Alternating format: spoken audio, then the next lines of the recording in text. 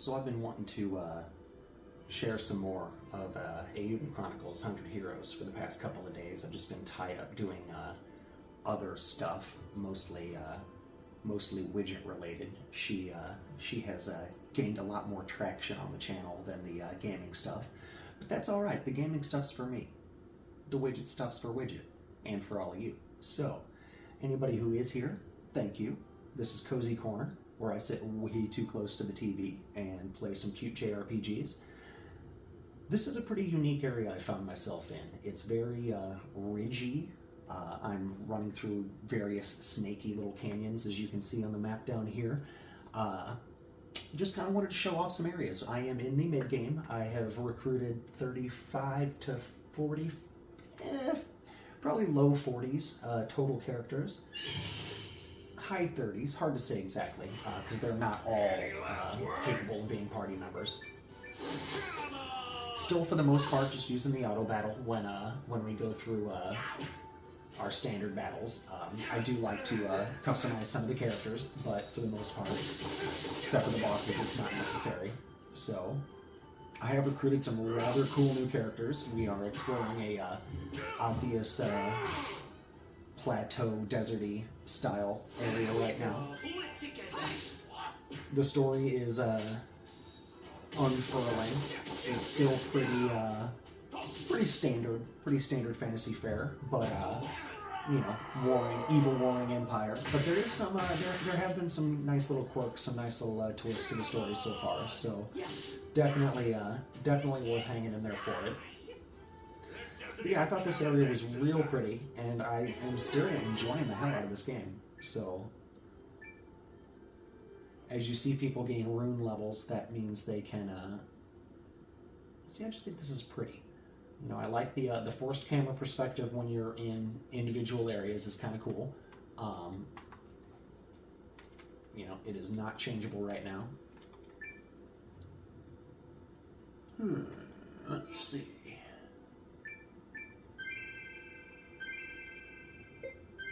I'm close to being able to upgrade my bag again, and that'll let me carry some more gear, which is nice. At first I assumed the lizards in the foreground and background were going to be jump scare enemies, but for the most part it's just, you know, just for the looks, just because it's pretty. So, but again, that's a big part of this game. It is certainly far from graphically intensive, but it's just the art style, the aesthetic, it all fits really nice. But what I was saying about the rune slots earlier, when you unlock them as you're leveling up, each character class has a like weapon specific rune or rune type they can use, and then there are also generic runes that are like speed, magic, etc. Let's see.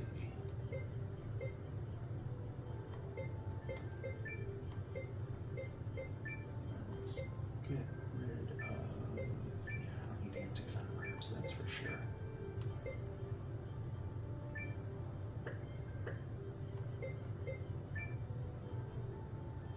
And then the magic runes also, which allow the basic elemental spells. And there have been some pretty... I like the elevation change here. There have been some like special ones that have offered unique abilities for a character to use, things like that. Oh, of course. Well, I need to go back to the castle and drop some stuff off. So.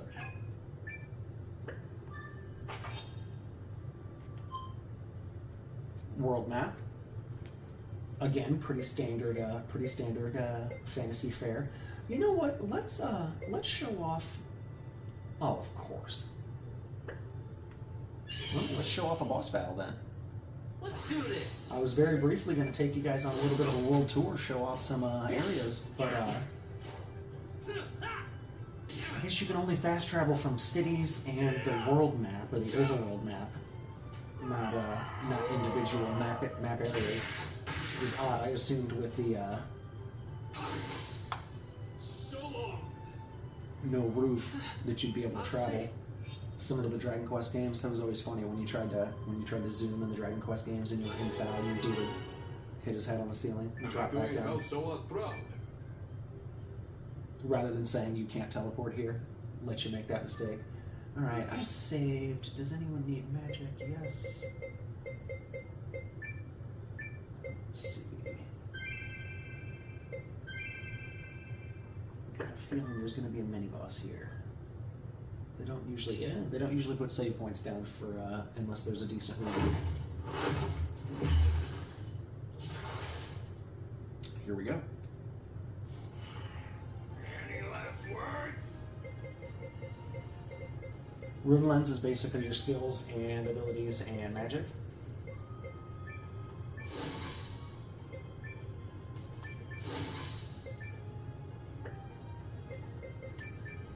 You build up SP or skill points with regular attacks, defense, and item usage. Certain skills and certain magic abilities cost SP, 1, 2, 3, 4, sometimes depending on how powerful it is. And so there's a degree of strategy in building those up to unleash your special attacks and your magical abilities. Magic also requires MP or magic points. That's the idea. I just dumped 6 anti-poison items and of course were poisoned, but that's alright.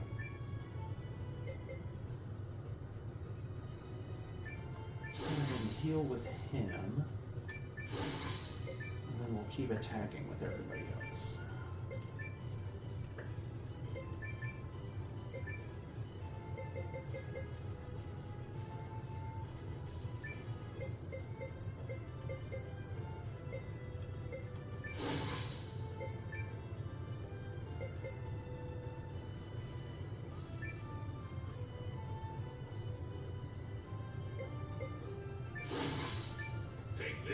One thing I like about Kabuki, something, I don't know, I'm bad with names. Kabuto, it's hard to say. He's a good support class character. He has a couple of different abilities where he can power people up, and he also has some healing magic. Now granted, I could probably change his runes around, because for the most part, all the characters are capable of using a majority of the runes. Some of them are classed out, which is interesting. I learned the hard way that I sold off quite a few, and then realized that the ones I had left weren't equipable on the characters that needed them. So that was kind of a hard lesson learned, but part of gaming, right? This is a cool strike. On normal enemies, it has a chance of insta-kill. I doubt it'll work on a mini boss like this, but still cool. And they already used up the magic points. That's one thing that's rough about this game is it is pretty sparing with its magic points, which is all right. I mean, it's, you know, again, layering in some strategy here and there. So you'll see up top when it comes back, the enemy's name will be up here. It'll slowly turn yellow and then red as it's losing its health. So you do have at least an idea of where it stands, you know, strength-wise, or where you stand as far as length of the battle remaining. Looks like everybody's pretty well healed. This is not causing too much trouble, but I did do a little bit of a recruiting drive before I went here. I, like the Suikoden games of old, every other story beat, you pretty much are beneficial to go back and check all of the previous areas, because occasionally a random new character will appear, and there will be a short side quest, and you'll join up, and I found 4 characters in the past 40 minutes of gaming prior to starting to film this that were that you could have very easily missed, I guess is the best way to put it. So keep on using these skills where we can use them. Awkwardly turn my head so I can see what's going on here, because, you know, this is the filming style I've chosen for this series. I actually did a little bit of work with OBS and had some overlay of the gameplay with me just sitting here, but getting everything to sync properly and without turning my TV to face exactly towards the camera. There was a little bit of a weird warping, and to be honest, I'd rather do minimally edited stuff where I can do this in my spare time and have some fun with it. So that's where we stand here.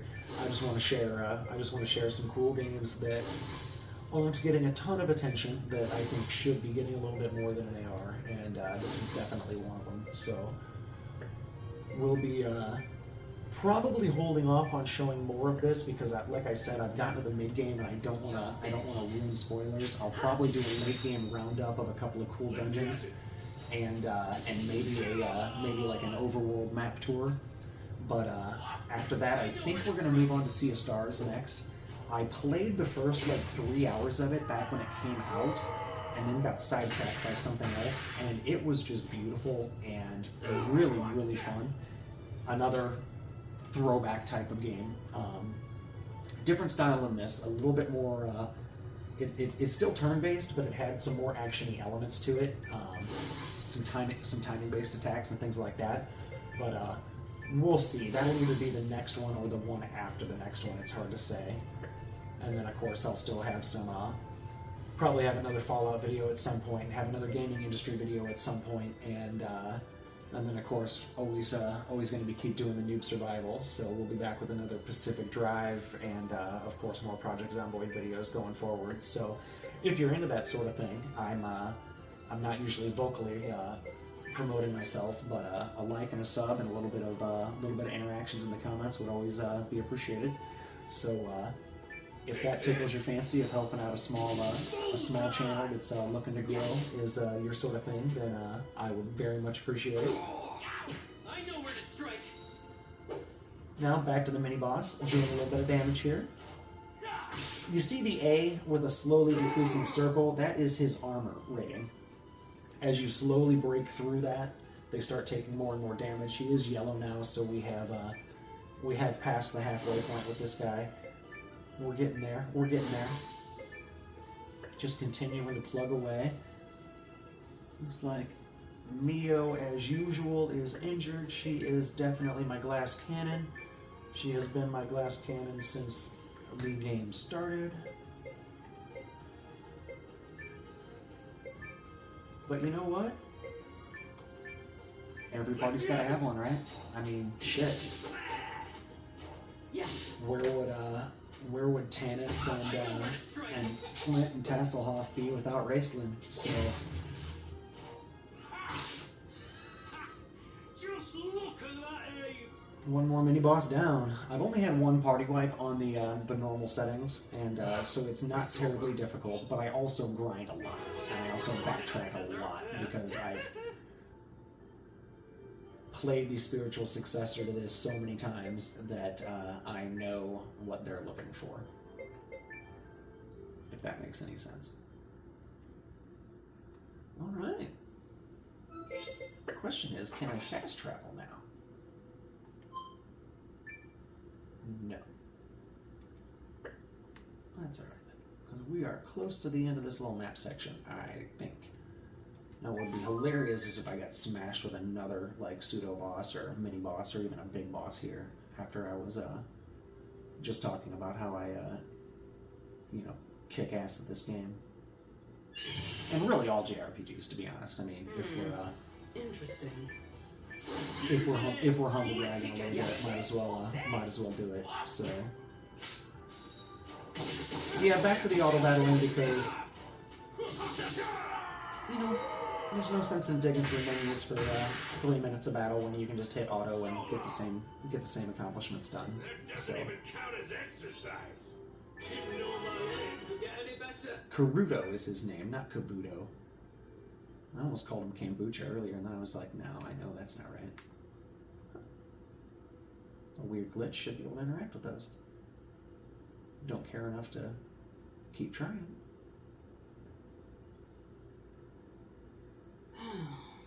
There's a nice breeze here.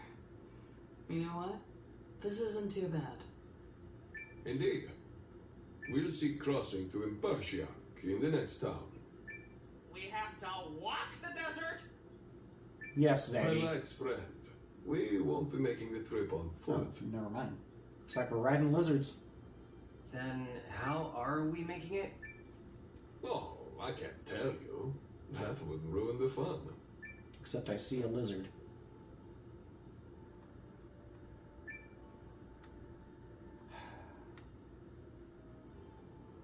What's that, buddy?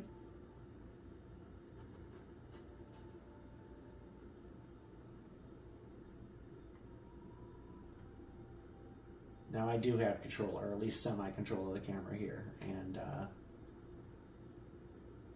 this is a new area. We're heading to that town over there, but since I know we can teleport again, I would like to show off a little bit.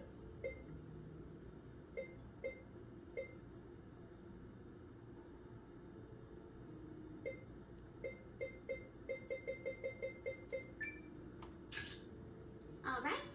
Do a little One brief world perfect tour. teleportation coming up. That was my original plan when I started filming today. Anyway, so couple of different locales, couple of different environments. I do like being able to zoom in like this. I dig the meme of this is me running away from my problems. This is me running to solve yours. Nice little grassland environment though, very pretty, very pretty. And you know, like companies like Square Enix. Where's the challenge? Oh, you know, the overworld just doesn't work. Dude, like, it is regularly working in companies that aren't you guys. One nice thing with low-level enemies, you have the option of allowing them to flee rather than trying to flee yourself, and it is a guarantee. So that's very cool. So let's see, what else can I show you guys here? Let's see. Let's go to the abandoned mine. Let's check I that have out. literally. So you can see a little bit of the environmental design, because they do a really. Oh yeah, that's where I was originally. I just turned around and showed you the overworld instead.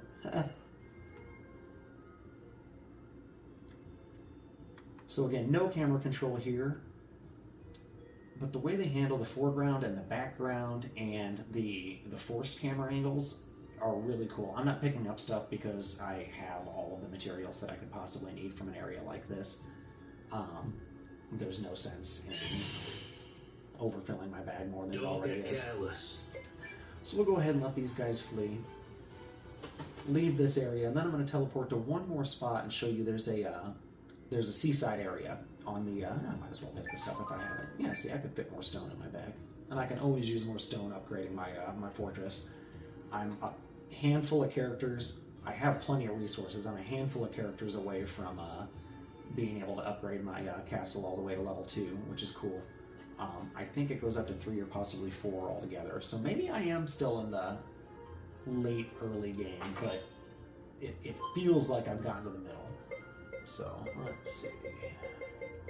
Let's go to Twin Horn East. All right. So they just for a small team, small crew Kickstarter game, they did a really good job with this. I think like the transitions from overworld to city, or from overworld to smaller area is really nicely done. You go from camera control to no camera control. Some unique environmental stuff in each area. You know, these weeping willow style trees were not in the previous area, obviously. The water effects are pretty nice, although it's obviously just a static effect. You know, it's nothing real-time rendering, but they did a good job of making some pretty water on the background of some cartoony visuals. So yeah, just pretty impressive game overall.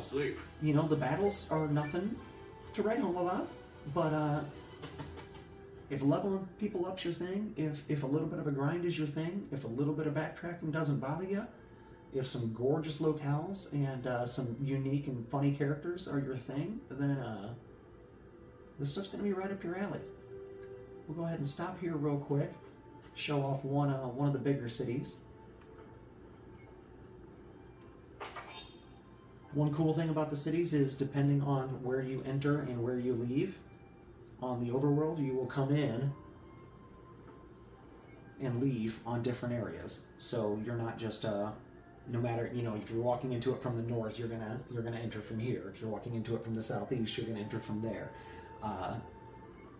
Nice little touch that a lot of RPGs don't offer, and you know, that's always kind of cool. So yeah, just another quick peek at a really cute little JRPG that I'm having a lot of fun with, and if any of you are in this sort of thing, be nice to hear that I turned you on to it too. As always, I've been Tim. Good to have you. Hope to see you again sometime. Take care.